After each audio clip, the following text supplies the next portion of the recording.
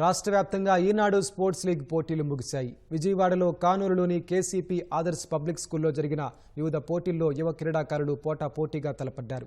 Cricket juniors విభాగంలో NRI కళాశాల జట్టు, సీనియర్స్ విభాగంలో నలంద డిగ్రీ కళాశాల జట్టు జయకేతనం ఎగరవేశాయి. కబడ్డీలో అవనగడ్డకు ఎస్వి క్రాంతి కళాశాల జట్టు, చదరంగంలో కె సందీప్ విజేతగా నిలిచారు. వాలీబాల్లో పీబీ సిద్ధార్థ కళాశాల జట్టు ట్రోఫీని కైవసం చేసుకుంది.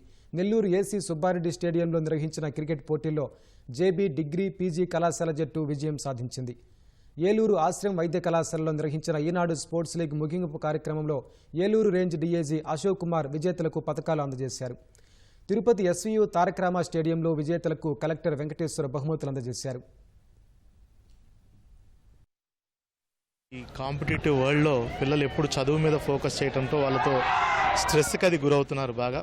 సో ఈనాడు వారి సౌజన్యంతో అన్ని కాలేజెస్ ఈ కాంపిటీషన్స్ అన్నీ పెట్టడం, పిల్లల్లో ఒక మంచి అట్మాస్ఫియర్ క్రియేట్ చేయటం, ఒక స్పోర్ట్స్ కల్చర్ని బ్రీడ్ చేయటం అనేది ఎంతో మంచిది. సో వాళ్ళకు కూడా నేను కృతజ్ఞతలు తెలుపుకుంటూ ఆల్ ప్రైజ్ విన్నర్స్ అందరికి కూడా కంగ్రాచులేట్ చేస్తూ పార్టిసిపేట్ చేయడం జరిగింది.